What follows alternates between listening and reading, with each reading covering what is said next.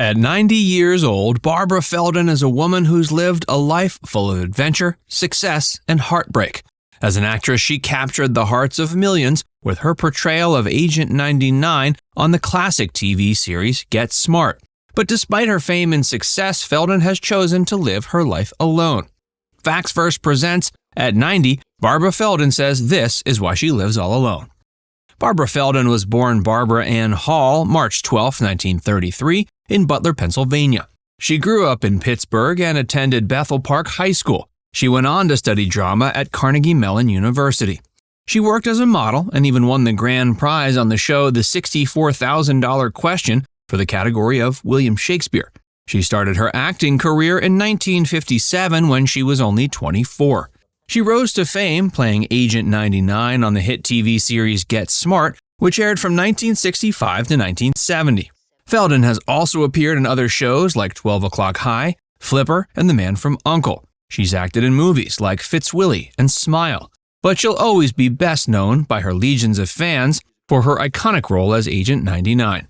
After Get Smart ended, Barbara's acting career slowed down due to typecasting. But despite this, she continued acting for decades and had roles in theater productions and on a number of TV series and movies.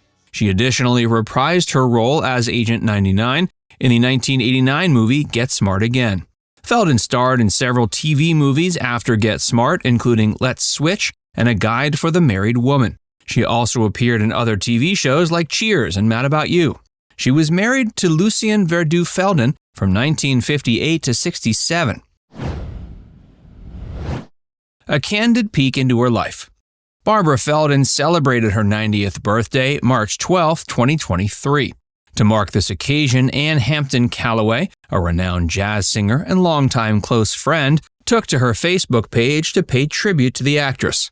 Hampton Callaway shared a collage of pictures featuring Barbara holding a birthday cake with a lit candle, as well as other snapshots of her with other people. The singer expressed her heartfelt wishes for a happy birthday to her dearest friend, whom she had met after watching her in the play Cut the Ribbons in 1991. They met backstage at Hampton Callaway's Rainbow and Stars show, where they developed an instant kinship. Over the years, they enjoyed many impromptu poetry sessions during long lunches, which brought the jazz singer immense joy. Hampton Callaway lauded Barbara not only for being an iconic actress, but also a brilliant writer and thinker, making her, at least in her eyes, an all-around magnificent individual. The musician also praised the actress for her authenticity, describing her as one of the best people she knew. In response to those touching sentiments and candid photos, fans of Feldon expressed their excitement and resounding support for the actress, with one person sharing their delight at seeing her thrive and remain ever young. One fan revealed Barbara might have been their first crush due to her remarkable charm and sophistication. Another fan wished Barbara a happy birthday, referring to her as an iconic and wonderful woman. Following her 90th birthday, the renowned personality expressed her appreciation for all the lovely wishes she received, thanking those who made her day extra special. Although Barbara had many people to celebrate with, she had previously spoken about her decision to live alone without a spouse or children. She's content being alone. Barbara's first encounter with her future husband, Lucien Feldon Verdoux, occurred outside Carnegie Hall when he approached her for a dime to make a phone call.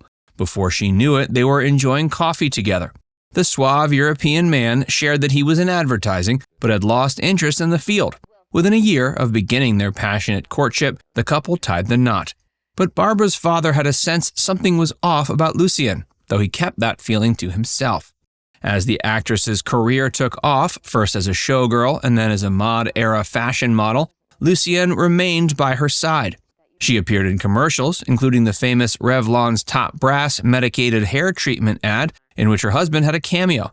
She also landed a starring role on Get Smart.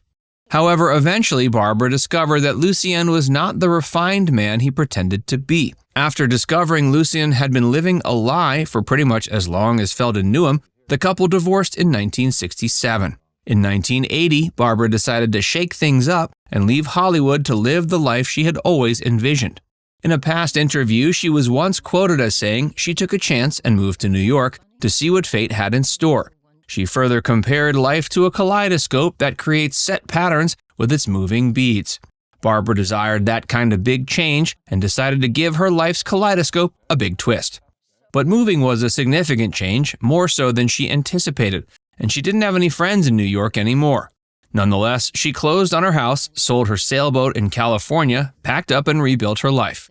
She purchased a portion of a Manhattan townhouse and tried to make friends by accepting any and all invitations that came her way. She went on to meet hundreds of people, and she built fulfilling friendships. In her 2003 book, Living Alone and Loving It, she wrote about being independent and not depending on romantic relationships. She spoke of the joy of living on her own and having no one to answer to but herself. During a 3-hour interview in 2016, author Jim Colucci discovered the actress was still living that way. When asked why she wrote the book, Barbara explained she'd always been in relationships, but learned how to live happily alone with guidance. She met several men and women who believed living alone was a second-rate life. She found this sad and decided to write a book to share her technique for living alone. She received an outpouring of gratitude from readers after publishing the book. She acknowledged times have changed and people are no longer solely influenced by culture to get married, as evidenced by the fact that 49% of New Yorkers live alone. However, she clarified that not having children was not a deliberate choice on her part. Although Barbara once welcomed twins on her popular show, in reality, she didn't have any children and didn't feel regret as she expressed, quote, "It just didn't happen." She noted that time had passed and she led a different life. She and Don Adams weren't close. Barbara Feldon and Don Adams starred together on Get Smart, and despite their great on-screen chemistry, they never saw each other much, if at all, off-screen.